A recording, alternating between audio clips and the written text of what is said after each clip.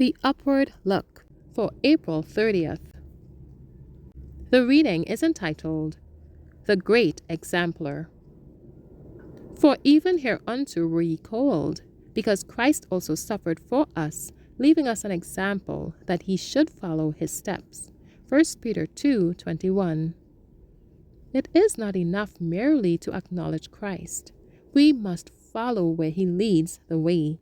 His grace is sufficient. He suffered for us, and he left us an example that we should follow. The present is our time of proving.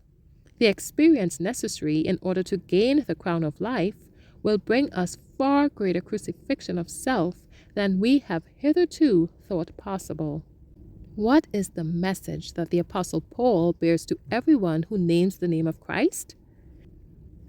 Wherefore, seeing we also are compassed about with so great a cloud of witnesses, let us lay aside every weight, and the sin which doth so easily beset us, and let us run with patience the race that is set before us, looking unto Jesus, the author and finisher of our faith, who for the joy that was set before him endured the cross, despising the shame, and is set down at the right hand of the throne of God.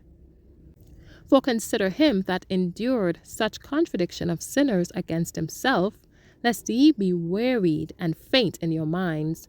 Hebrews 12 verses 1 through 3.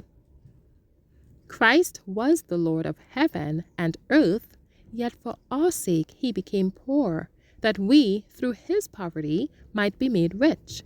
He was made in the likeness of God, yet he humbled himself and took upon him the form of a servant, that he might save us.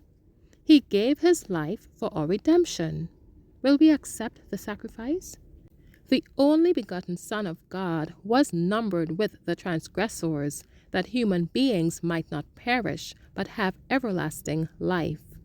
Life eternal will be their inheritance if they will consent to humble their proud heart and become partakers of his suffering.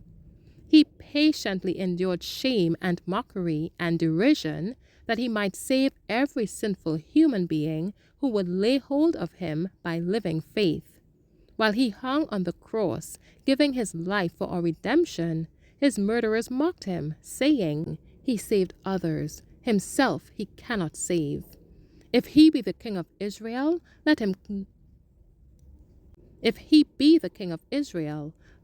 now come down from the cross, and we will believe him." Matthew 27:42. He could have refused thus to die, but he was suffering that the world through him might be redeemed from Satan's claim and authority. Through his death, all who believe in him may have eternal life. The salvation of human beings means much more than many realize. It means that we are to choose God's way rather than our own. The Lord cannot save men while they refuse to humble themselves under the reproofs and warnings that he sends, strenuously asserting their own will and following their own course of action. Prepare to meet thy God in peace.